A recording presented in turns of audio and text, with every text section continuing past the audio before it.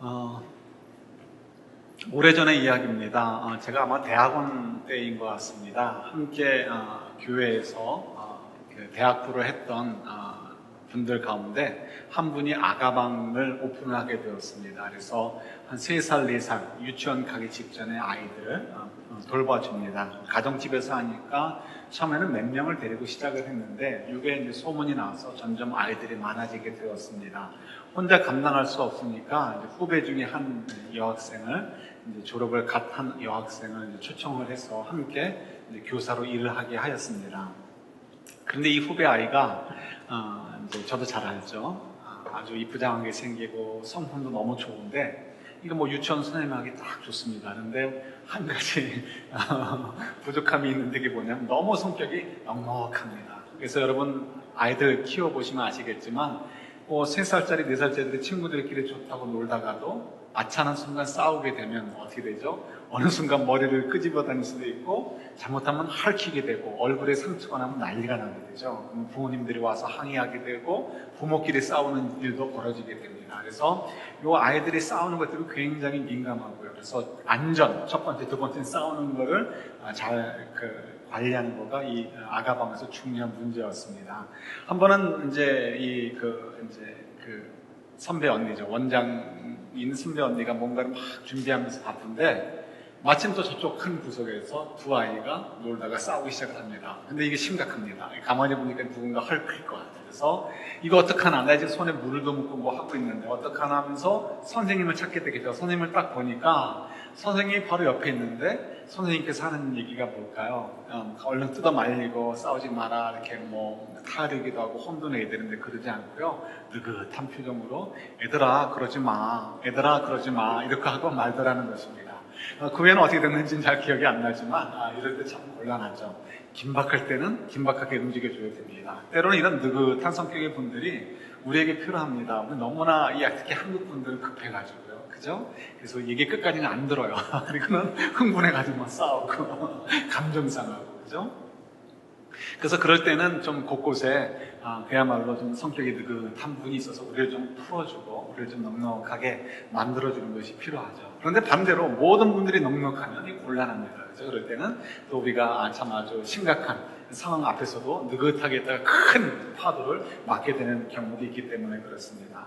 예를 들어서 우리 전쟁 같은 경우는 어떻게 될까요? 전쟁이 일어나기 직전인 것 같아요. 지금 굉장히 국제 정세가 어렵고 상황이 심각합니다. 그리고 뭐 우리나라를 향해서 사방이 좋게 보는 나라가 없습니다. 지금 한국이 그렇죠. 한국이 우리는 뭐 어떤 사람은 우리 동맹은 미국이라는데 우리가 미국을 알지만 미국에 살고 있지만 미국이 동맹이에요? 아니죠. 자기들의 유익을 따라 사는 것에 지나지 않습니다. 그런데 뭐 미국이 뭐 도와주면 뭐 어떻게 될 줄 알죠. 중국이 도와주면 될까요? 그렇지 않죠. 일본은 말할 것도 없고 러시아도 말할 것도 없습니다. 중국이나 미국이나 어느 누구도 우리에게 동맹 관계가 맺어지니까 형식적으로 동맹이 되지만 실제로 우리를 책임져주지 않죠. 우리가 똑똑해야 됩니다. 우리가 잘 살아야 되는 거죠. 그래서 이민자들은 특히 우리가 이곳에서 점점 더 좀 사회적인 포지션도 좀 더 올라가고 목소리도 좀 커져가지고요. 고국을 위해서 뭔가 할 수 있을 때는 어떻게 큰 소리를 내줄 수 있는 그런 역할들을 좀 저희들이 하긴 해야 되는 거죠. 어쨌든 그런 상황을 좀 하신다면 우리 당시에 이 호세아서가 기록되었던 당시를 우리가 좀 더 이해할 수 있습니다. 그죠? 호세아 시대가 바로 그런 시대였습니다. 그래서 이때 북이스라엘이 주변의 강대국에 끼어가지고 이러지도 못하고 저러지도 못했죠. 그래서 이제 이때 당시에 북이스라엘 사람들이 생각을 했습니다. 야, 이게 너무 긴박한데 우리가 어떻게 하면 될까? 이럴 땐 빨리 움직여야 되죠. 그래서 이집트에 가서 동맹을 맺으려고 하기도 하고 또 아니면 아시리아로 가서 또 동맹을 맺으려고 하기도 합니다. 그래서 이집트와 동맹을 맺으면 우리가 좀 한숨 놓았다 이렇게 휴 하기도 하고 또 그게 아닌 것 같으면 또 아시리아와 동맹을 맺어서 아시리아와 동맹을 맺으니까 이제 우리가 한숨을 좀 놓아도 되겠지 하면서 휴 하기도 했습니다. 어떻게 보면 굉장히 지혜로운 것 같아요. 그렇다면 하나님께서 그들을 칭찬하셔야 되는데 우리가 오늘 읽지 않았지만 바로 다음 절에 13절에 보면 하나님께서 그들을 질타하시는 것을 보게 됩니다. 너희들이 다른 나라와 동맹을 맺고 그들의 군대가 많다는 걸 보고서 너희들이 마음을 놓고 있느냐? 이 어리석은 자들아라고 질책을 하시죠. 실제로 이 북이스라엘이 자기들과 동맹을 맺었던 아시리아에 의해서 나라가 멸망이 되어지고 말게 되죠. 그들이 생각할 때는 야 우리 좀 놓았다, 마음 놓았다, 이제 우리가 좀 안전할 것 같다라고 생각했지만 결국 그 모든 것들이 뒤집어지는 것을 저희들이 성경을 통해서 보게 됩니다. 예, 하나님께서 그래서 그들을 질책하시는 거죠. 그러면서 이제 하나님께서 하시는 말씀이 오늘 본문 말씀이기도 합니다. 아니, 이렇게 긴박한데 그럼 우리가 도대체 무슨 일을 해야 된다는 말인가? 북이스라엘 사람들이 너무나 지혜롭게 잘했던 것 아닌가? 우리가 이렇게 되물을 수 있는데 하나님께서는 그렇지 않다라고 말씀을 하시는 거죠. 그러면서 하나님께서 이 급할 때 뭘 해야 되는지를 너희들에게 알려줄게 하시면서 하시는 말씀이 12절의 내용인데, 그 내용이 이거죠. 너희들 이때는, 이렇게 긴박할 때는 뭘 해야 될 때라고요? 여호와를, 주님을 찾아야 될 때라고 얘기하십니다. 주님을 찾아야 될 때. 예, 맞구나. 정말 긴박할 때는 이렇게 이제 주님을 찾아야 되고, 주님께 간절히 기도하고 주님께 울부짖으면 주님께서 우리 기도를 들어주셔서 우리를 구원해 주시겠지. 우리는 언뜻 이렇게 연상해 버리게 되고 맙니다. 그런데 하나님께서 이때는 긴박한 때라 여호와를 간절히 찾을 때인데, 주님을 찾을 때인데, 어떻게 하는 것이 주님을 찾는 것이냐라고 설명해 주신 것은 우리를 굉장히 의아롭게 만듭니다. 뭐라고 하시죠? 여호와께서 오셔서 우리에게 이렇게 정의의 비를 내려주실 것인데, 마치 땅이 막 그 봄에 씨앗을 뿌릴 때 막 비가 와서 땅이 촉촉해지는 그런 그림을 지금 우리에게 보여주고 거죠. 그럴 텐데, 그러려면 어떻게 너희가 먼저 해야 되냐면, 너희가 먼저 정의를 베풀어라라고 얘기를 해주고 있습니다. 공의를 베풀라라고 얘기해 주고 계시죠. 지금 나라는 망할까 말까 지금 급한데, 지금 하나님께서 우리에게 하시라고 하시는 것은 공의를 베풀라는 거예요. 정의를 베풀라고 얘기하십니다. 같은 말이죠. 공의나 정의나. 아니, 그러면 또 하나님께서 공의를 우리에게 오셔서 비와 같이 내려주신다고 하시는다는데, 도대체 이게 무슨 말씀입니까? 우린 급한데 지금 정의 타령할 때인가? 라고 우리가 오해할 수 있습니다. 그런데 이 말씀을 조금 이해하는 것이 필요하겠죠. 그래서 성경을 한 군데 찾아봅니다. 이사야서 30장 한번 찾아보도록 하겠습니다. 죄송해요. 제가 준비했어요. 왜냐면 이거 또 표준 세변용으로 준비했습니다. 여러분 찾아야 소용이 없습니다. 우리 위에 한번 같이 보도록 하시겠습니다. 같이 봤습니다. 그러나 주께서는 너희에게 은혜를 베풀려고 기다리시며 너희를 불쌍히 여기려고 일어나신다. 참으로 주께서는 공의의 하나님이시다. 주를 기다리는 모든 사람은 복되다 라고 말씀하시죠. 여기서 하나님은 어떤 분이라고요? 은혜를 베풀려고 기다리시는 분이라는 거예요. 그 다음에 우리를 불쌍히 여기려고 일어나신다는 거예요. 그냥 마음으로만 불쌍히 여기신다는 것이 아니고 몸으로 움직이시면서 우리에게 은혜를 베푸시려고 하시고, 우리에게 긍휼히 불쌍히 여기시는 거, 긍휼히 여기시려고 하신다는 거예요. 근데 이런 것은 왜 이렇게 하나님께서 그러시느냐라고 한다면, 그 뒤에 조금 전에 읽었던 하반절에 나옵니다. 주께서는 어떤 분이시다? 공의의 하나님이시다. 주께서는 정의의 하나님이시기 때문에 그렇게 하신다고 우리에게 말씀하시는 거예요. 그래서 성경에서 정의다 그러면은 막 죄를 졌을 때 하나님 심판하시고 막 때리시고 하시는 것, 엄하게 하시는 것만 정의가 아니고요. 그건 하나님의 정의의 한 부분이에요. 진짜 하나님의 정의, 하나님의 공의의 큰 핵심은 뭐라고요? 은혜를 베푸시려고 하는 것, 긍휼을 베푸시려고 하는 것. 다른 말로 얘기한다면 사랑이라는 것입니다. 이걸 좀 더 설명한다면 이렇게 되는 거예요. 무엇이 정의일까요? 무엇이 정의일까요? 무엇이 공의일까요? 이렇게 저렇게 설명할 수 있고 정의를 내릴 수 있습니다. 그런데 우리가 알 수 있는 대로 사람의 어떤 말라도, 어떤 철학적 이야기도, 어떤 이데올로기도 정의는 있을 수 없습니다. 다 인간, 죄인들이 만드는 것이기 때문에 그렇습니다. 다 한계가 있는 인간들이 뽑아낸 것이기 때문에 그렇습니다. 진정한 정의, 진정한 공의는 어디에 있죠? 여호와 하나님께 있습니다. 여호와 하나님께로부터 나오는 것, 여호와 하나님의 생각, 여호와 하나님의 말씀, 여호와 하나님의 행위, 이런 것들이야말로 정의가 되는 거죠. 왜 정의냐? 왜 공의냐? 하나님의 성품으로부터 나오기 때문에 그렇습니다. 하나님의 성품은 정의로우시고 하나님의 성품은 사랑이시죠. 그래서 하나님은 사랑이다라고 얘기합니다. 그 하나님의 사랑으로부터 나온 것이기 때문에 그분의 생각과 그분의 말씀과 그분의 행동들, 모든 것들은 당연히 그분의 성품대로 정의로울 수밖에 없는 거예요. 그래서 우리가 하나님께로부터 나오는 것이 정의롭다라고 우리가 얘기를 합니다. 그래서 하나님께서, 이 정의로우신 분께서 우리를 향해서 어떤 마음을 가지고 계시다고요? 우리를 향해서 은혜를 베풀고 싶으시고 우리를 향해서 긍휼을 베푸시려는 마음을 가지고 있는 것이 하나님이시다라는 것을 가르쳐 줍니다. 그것이 하나님은 정의이시다. 하나님의 정의를 우리의 비같이 내려주신다는 말씀이 결국 뭐예요? 하나님의 은혜를 우리에게 비같이 내려주시겠다. 하나님이 우리를 긍휼히 여기시는 것, 불쌍히 여기시고 사랑을 베풀어 주시기를 비유같이 우리에게 내려주기를 원하신다라고 말씀하고 계십니다. 자, 그런데 그러기 위해서 우리 하나님께서 요구하시는 것이 있죠. 그건 뭐냐면 우리에게 한 가지 전제 조건이 있는데, 그러기 위해서 우리에게 뭘 먼저 하라고요? 하나님의 성품대로, 하나님의 정의를 심으라라고 얘기하십니다. 그리고 인의 열매를 맺으라라고 얘기하시죠. 사랑의 열매를 맺으라라고 얘기하십니다. 우리에게 먼저 하나님을 신뢰하기 때문에 은혜를 베푸는 삶을 살면, 긍휼을 베푸는 삶을 살면 어떻게 한다고요? 하나님께서 오히려 더 많은 것들로 우리에게 은혜와 긍휼을 내려주실 것이다라고 얘기하십니다. 여러분, 중요한 얘기를 나누는데요. 하드웨어가 중요하고 소프트웨어가 중요한데, 하드웨어, 소프트웨어 어떤 것도 없어서는 되지 않죠. 그런데 이 하드웨어만 있고 소프트웨어가 있다면 이 하드웨어는 아무 의미가 없이 그냥 깡통이 지나지 않습니다. 그런데 어떻게 보면 우리는 많은 부분에서 이렇게 살고 있다는 것을 좀 생각해 보았으면 좋겠습니다. 여러분, 지난 한 달 반 이상을 어느 말씀을 가지고 큐티를 하셨습니까? 느헤미야서를 가지고 큐티를 하셨어요. 제가 왜 빨리 답을 했을까요?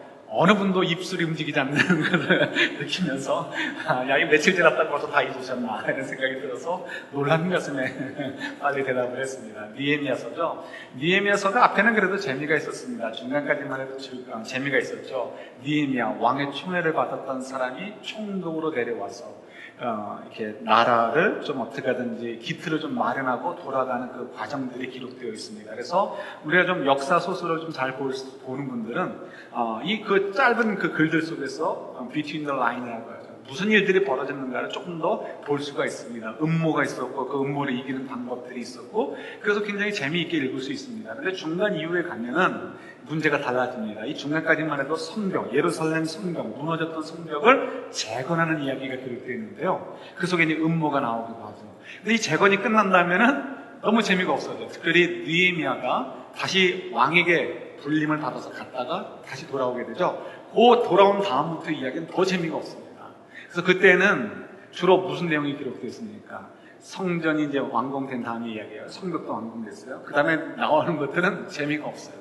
누가 돌아왔는지, 어느 지파의 대표적인 사람이 됐나, 어느 가문, 그죠? 어느 패밀리, 대표적인 패밀리 이름이 나오고, 그 다음에 몇 사람이 돌아왔고, 또 어느 가문, 어느 패밀리에 누구 집안에 그 사람이 돌아오고, 그 집안에 누구가 몇 사람이 돌아오고, 이런 내용들이 기록되어 있습니다. 우리가 그걸 도대체 왜 알아야 되나? 이런 생각이 들죠? 어떤 날은 하루 종일, 그러니까 묵상하는 내용이 전부 다가, 그냥, 예루살렘에 사는 사람들의 이름이 나오고요. 또 어떤 경우는 하루 종일 묵상하는 그 내용이 그 본문의 내용들이, 그 다음에 예루살렘 주변의 사람들이 어느 타운에서, 어느 마을에서, 어느 가문의 누구 집안 사람들이 몇 사람들이 살았다. 이런 내용들이 기록되어 있어요. 그러니까 저희들이 느헤미야서를 묵상하면서 이거 큐티 해야 돼 말아야 돼 이런 생각이 듭니다. 그죠? 우리가 그것을 좀 볼 수 있는 눈이 없으면은 성경을 우리가 참 이거 왜 봐야 되나 싶을 때가 종종 있습니다. 그래서 여러분 조금만 설명을 드리면 이렇습니다. 우리가 볼 때는 그때 당시에 이스라엘 사람들의 이름들, 어느 가문에 누구, 유력자들의 이름이겠죠. 유력한 가문들의 이름이 있고 그 가문에 몇 사람, 이런 것들이 우리에게 아무 의미가 없습니다. 유대 그 조그만 나라에서 유력한 분이 봐야 뭐 얼마나 유력하겠습니까? 거듭 얘기하지만 솔로몬이 잘났어요. 뭐 얼마나 잘났어요. 그죠? 세종대왕에 비하면 진짜 아무것도 아닌 거죠. 진짜 아무것도 아닌데 유대 그 조그만 나라 안에서는 솔로몬이 좀 쳐주는 거고, 그 다음에 유대인들끼리야 그러겠지만, 우리 입장에서는 별거 아닙니다. 식물의 이름을 좀 많이 알았으면 뭐예요? 솔로몬이 남긴 게 도대체 뭐예요? 하나도 없어요. 그냥 잠깐 반짝했다가 나라를 순두리째 날려버린 거 외에는 솔로몬이 한 게 없어요. 근데 솔로몬은 진짜 제가 볼 때는 지혜로운 임금이 아니고 하나님이 지혜를 주신 것을 멍청하게 사용한 진짜 멍청한 임금이 솔로몬이라고 저는 생각을 해요. 나라를 경제 파탄을 일으키고 나라를 쪼개버리고, 그리고 영적으로 완전히 그냥 온 국민이 하나님을 떠나도록 기틀을 마련해놓고 그 시대를 열어놓은 임금, 아주 엉터리 정말 멍청한 사람이 솔로몬이다라고 저는 생각을 합니다. 물론 이제 하나님께서 지혜를 주셨지만 그걸 잘 활용을 못한 거죠. 그런 이스라엘의 유력한 나라, 가문이라고 해요. 우리가 무슨 의미가 있겠습니까? 아무 의미가 없죠. 그런데 그럼에도 불구하고 느헤미야가 그곳에 기록해 놓은 이유가 있겠죠. 그 이유를 우리가 캐치해내는 것이 중요합니다. 여러분, 지금 느헤미야에서 나와 있는 그 사람들의 숫자들, 예루살렘 성전의 모습들은, 또 이 성벽의 모습들은 무엇과 비교가 됩니까? 이스라엘의 전성기 시대와 비교가 되어집니다. 수룹바벨의 성전이라고 하죠. 돌아온 사람들이 예루살렘이 무너지고 예루살렘 성전도 무너졌죠. 그리고 나서는 70년 만에 새 성전을 짓게 되는데 그 성전이 너무너무 초라했습니다. 당연하죠. 경제력이 없었으니까요. 당연하죠. 사람들이 없었으니까요. 당연하죠. 뭐 지을 만한 여건이 되지 않으니까요. 그래서 그것을 그러니까 헌당식을 할 때 그 자리에 있었던 분들 가운데 통곡하는 분들이 있었습니다. 누구죠? 옛날에 예루살렘 성전, 원래 성전을 보았던 사람, 그러니까 나이가 많으신 분이 해당되겠죠. 그분들은 옛날에 화려했던 솔로몬의 성전을 보았단 말이에요.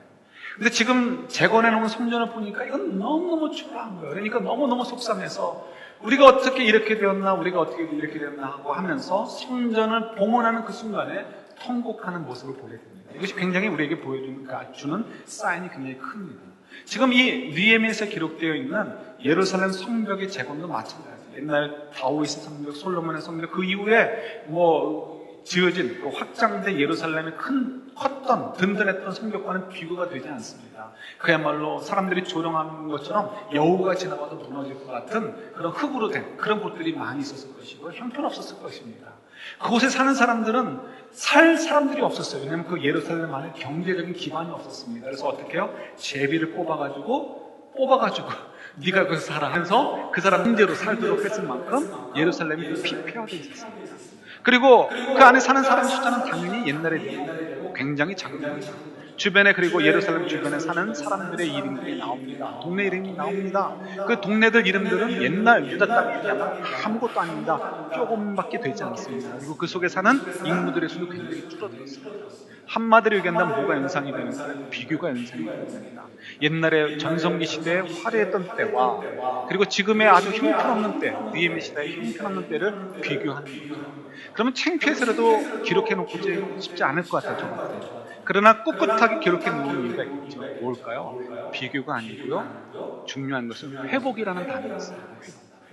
이전에 이 화려했던 것들이 다 무너지고 다 없어졌었어요. 그 땅에 아무도 살지 못했어요. 왜요? 하나님께 범죄했기 때문에, 하나님과의 관계가 멀어졌기 때문에. 그래서 하나님께서 그들을 심판하셔서 그들로 하여금 회개하도록 하고 그들로 하여금 새로운 기회를 주기 위해서 하나님께서 그들을 흩으셨습니다. 그리고 말씀하신 대로, 약속하신 대로 70년 만에 돌아오게 되었죠. 그리고 지금 돌아온 증거로서 지금 느헤미야서가 기록되는데 나라의 기틀들이 다시 회복되어졌다는 것을 보여주고 있습니다.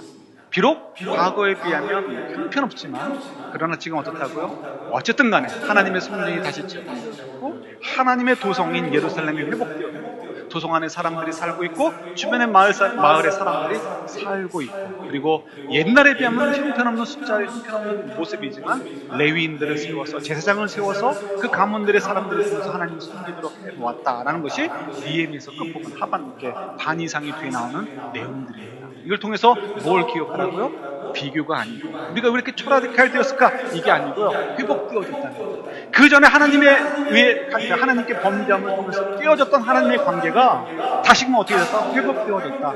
하나님께서 다시 기회를 주셨다는 것을 지금 백성들에게 선포하고 있는 것입니다. 우리가 이렇게 힘들어도 우리 지금 다시 하나님의 나라가 회복되어진 것이고 하나님의 약속하신 것이 성취되어지고 있어. 이제 우리가 어떻다고요? 하기 나름이야라고 하는 말을 지금 느헤미야가 하고 싶은 거예요. 그래서 느헤미야서의 맨 마지막 절을 보시면 이런 말씀이 있습니다. 여러분 이제 찾아보시지 않으셔도 제가 읽어드릴게요. 느헤미야서 13장 31절입니다. 맨 마지막 절인데 이런 말씀이 있습니다. 앞에 것, 중간에 것은 다 생략하겠습니다. 나의 이러이러한 행동들을 기억하여 주시고, 이거 제가 생략해서 얘기합니다. 이러이러한 행위들을 기억하여 주시고 복 주소서라는 말로 느헤미야서가 마무리되어집니다.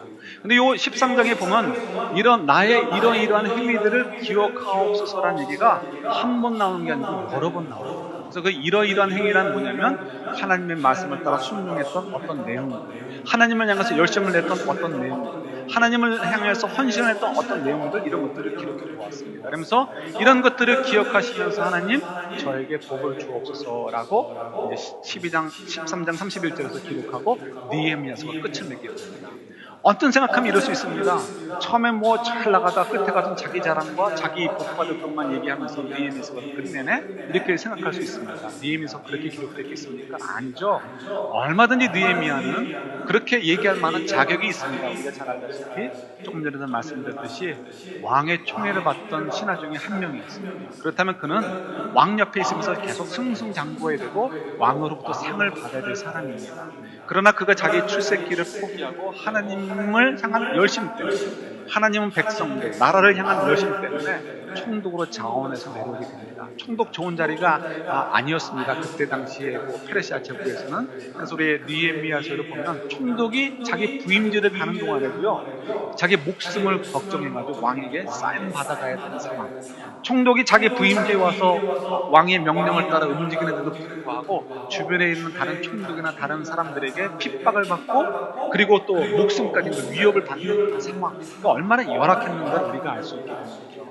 그런 상황 속에서 느헤미야가 하나님을 섬겼어요. 그리고도 갔다가 또 돌아올 만큼 그만큼 열심을 냈습니다. 정말 열심히 하나님의 말씀대로 나라가 깃들이 회복되어질 수 있도록 애를 썼습니다. 그러니까 느헤미야는 할 말이 있는 것라고 우리가 얘기할 수 있고 인정할 수 있습니다. 그러나 느헤미야가 정말 자기를 인정받고 싶고 자기에 빠져가지고 자기에 도취해가지고 이렇게 얘기를 했으니까 그렇지 않은 거죠. 이 말은 결국은 이스라엘 백성이 들으라는, 우리가 들으라는 거죠. 이렇게 내가 했으니 하나님 기억하시고 복 주세요라고 하시는 말씀은 소소하는 것은 결국 하나님 말씀을 연상하게 하는 거예요. 하나님 말씀하신 게 뭐예요? 많은 말씀이 있지만 한마디만 한다면 이거죠. 너희가 나의 말을, 나의 계명을 지키면 어떻게 한다고? 나는 너희의 하나님이 되고 너희는 나의 백성이 될 것이다 라고 말씀하신다는 거예요. 그죠? 그러니까 지금 요 느헤미야가 하는 얘기는 나 잘났습니다, 그러니까 나 복 주세요, 이게 아니고, 그러려면 그런 것이 아니고 뭐라고요? 그 말씀을 듣는 백성들에게 이제 정신을 좀 더 차리자는 거예요. 하나님께서 기회를 주셨다는 거예요. 회복하셔서 새로운 기회를 주셨어요. 그래서 새로운 기회는 하드웨어. 그래서 나라가 어느 정도 깃들이 좀 생겼고 예루살렘 성전이 다시 세워졌고 예루살렘이 어쨌든 회복이 되어졌어요. 근데 중요한 것은 이 하드웨어가 아니고, 왜 하드웨어가 더 좋을 때 왜 망했냐 기억하자는 거예요. 우리가 소프트웨어, 하나님 말씀을 따라 섬기는 것이 못했기 때문에, 하나님을 사랑하는 것을 실패했기 때문에 왜 우리가 망하지 않았느냐, 이 얘기를 하고 있어서 우리가 지금 소프트웨어는 준비되었는데 이것을 더 확장하고 더 우리가 번성하고 번영하기 위해서 무엇이 필요하다? 소프트웨어가 필요한데, 그 소프트웨어는 우리가 하나님의 말씀을 따라 사는 것이다. 그래서 그것을 불러서 얘기하는 거예요. 내가 이렇게 얘기했으니 하나님 복 주세요. 하나님, 내가 이렇게 행동했으니 그것을 기억해 주시라고 하는 호소를 통해서 백성들로 하여금 우리도 소프트웨어, 우리가 무엇이 이제 중요한 것인가, 하나님이 주신 또 다른 기회를 놓치지 않기 위해서 무엇이 필요한 것인가를 깨닫도록 하는 그 느헤미야의 지혜를 우리가 발견할 수 있습니다. 여러분, 참 저희들에게도 많은 도전이 되는 것 같습니다. 이렇게 어느 분 이야기인데 제가 잊어먹었어요. 설교에서 들었는지 어느 이야기 중에 그 이야기를 들었는지 지금 가물가물한데요. 이런 이야기죠. 어느 분이 돈을 벌고 싶어요. 그러면 돈을 벌기 위해서는 어디로 가야 됩니까? 돈이 많은 곳으로 가야 되죠. 돈이 많은 곳이 어디예요? 은행이죠. 나 정말 돈이 많이 필요해. 그래서 매일 하루에 1-2시간씩 은행에 가서 앉아있다고 온다고 하십시오. 이렇게 가정을 하는 거예요. 그럼 그분이 부자가 되겠습니까? 아니란 말이죠. 굉장히 어리석다라고 얘기할 것입니다. 어느 분이 몸이 아파요. 나 몸이 아파. 몸이 아픈 것을 고쳐주는 데가 어디예요? 병원이죠. 그럼 병원에 가서 가는 건 좋은데 환자 대기실에 앉아가지고 1-2시간만 앉아있다가 오고 매일 그렇게 하면 100일쯤 채우면 그분의 병이 나을까요? 그렇지도 않죠.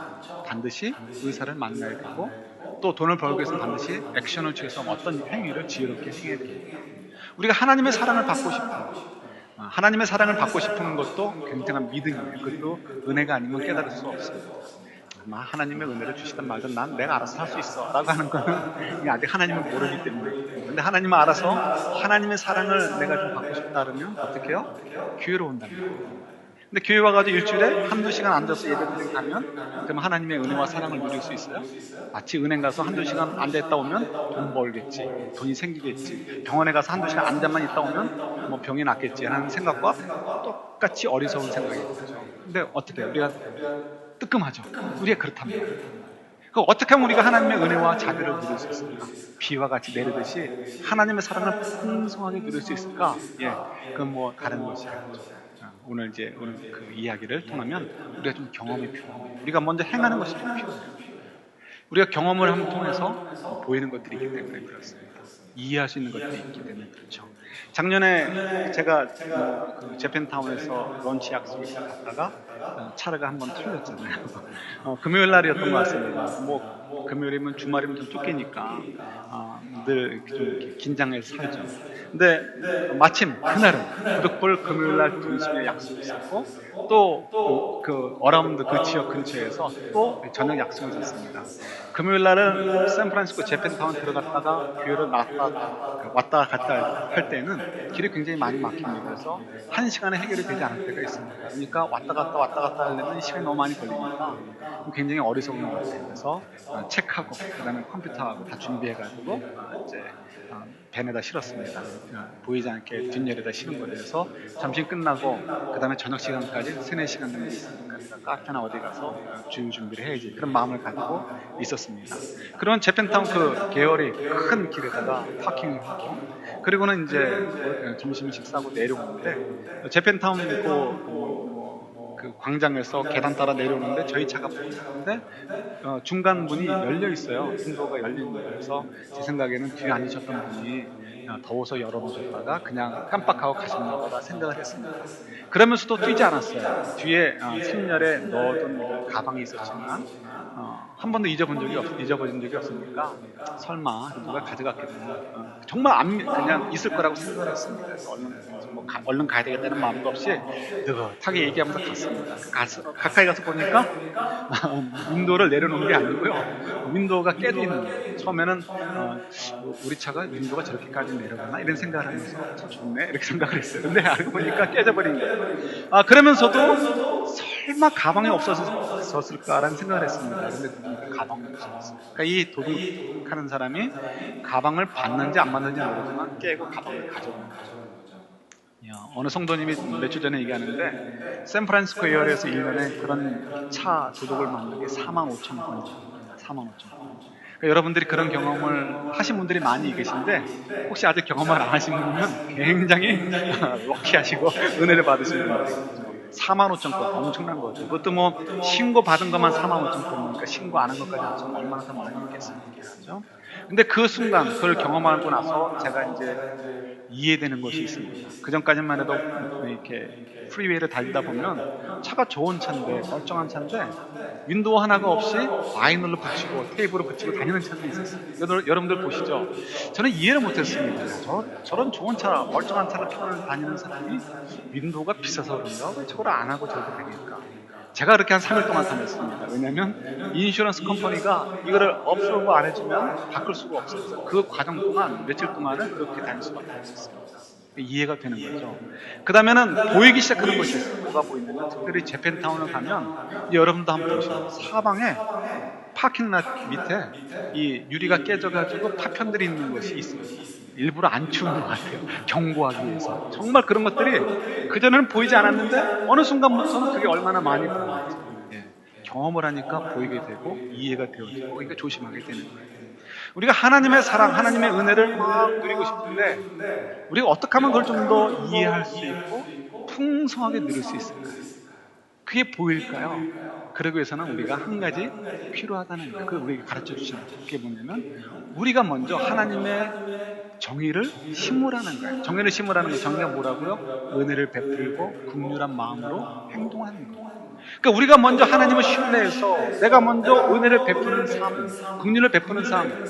지금이 너무 급한데요? 그래도 급할수록 포인트, 핵심을 찝어야죠. 하나님을 신뢰하라는 거예요. 하나님 신뢰해서 오히려 더 은혜를 베푸고 긍휼을 베푸는 삶을 살게 되어진다면 어떻게 하신다? 하나님께서 그 은혜와 긍휼을 비유같이 쏟아 부어주신다고 말씀하고 계십니다. 이게 이제 하나님의 비밀인 거죠. 여러분, 우리가 사는 것이 너무 강박해요. 어려운. 그죠? 그래서 부부만이 아니고 가족끼리도 혹은 또 회사나 이런 건 얘기할 것도 없어요. 가족끼리도 우리 마음이 급해가지고 끝까지 얘기 안 듣고 뭐라고?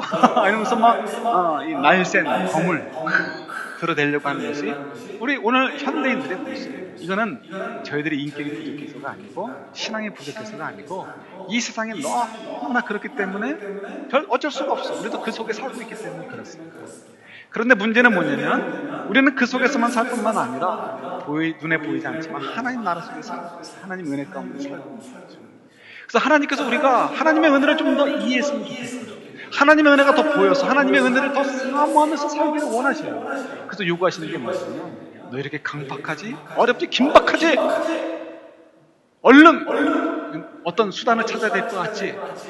누군가 너에게 칼을 들이대는 것 같지? 더 큰 칼을 준비해야 될 것 같지? 그러지 마. 그러지 말고 나를 신뢰해서 네가 먼저 오히려 그럴 때 긍휼을 베풀고 그리고 사랑을 베풀어봐. 그리고 네가 좀 인내해봐. 그러면 어떡하신다? 그러면 내가 너를 찾아와서 은혜의 빛이 하나님의 정의의 빛, 그러니까 하나님의 그 은혜와 사랑과 그 긍휼히 여기시는 비를 우리에게 흡족하도록 풍성하게 쏟아 부어줄게라고 말씀하시는 거예요. 그럼 이 한 주간 저희들 좀 그래봤으면 좋겠습니다. 이 세상에 너무나 엉뚱하게 흘러가요. 그러나 우리는 왜 이 땅에 존재한다고요? 그럴 때 이 어두운 곳에 빛과 소금의 역할을 감당합니다. 다니엘서의 12장 3절인가요? 말씀에 보면 밤하늘의 별, 그 별 빛을 보고 수많은 사람들이 오게 한다면 우리가 어떻게 해야 되나? 하나님이 큰 복을 누리게 하신다고 하셨어요. 우리가 그런 존재는 우리는 비록 세상 사람들보다 믿지 않는 사람들보다 더 강하지 않습니다. 오히려 우리는 더 연약해요. 하나님께서 우리가 그 연약함을 통해서 하나님을 찾고 하나님의 은혜로 우리를 치고 있도록 만들어 오시기 때문입니다. 그래서 우리가 잘난 척할 필요 없어요. 우리가 나는 똑똑하다, 나는 높다 이렇게 할 필요 없어요. 다 성경에서 얘기하잖아요. 우리는 미련한 자를 연약한 자들. 그러니까 우리가 그런 거 생각하지 말고 포장하려고 하지 말고요. 넉넉한 마음으로 주님 바라보면서 이 한 주간으로 우리가 먼저 긍휼을 베풀고 은혜를 베푸는 그런 삶을 살았으면 좋겠습니다. 그럴 때 하나님의 은혜가 채워져. 우리 마지막 찬양 부르겠지만 그걸 경험함을 통해서 고맙습니다, 감사합니다, 하나님 예수님이라고 찬양할 수 있는 저와 여러분들이 될 수 있기를 우리 주님의 이름으로 축원합니다. 아멘.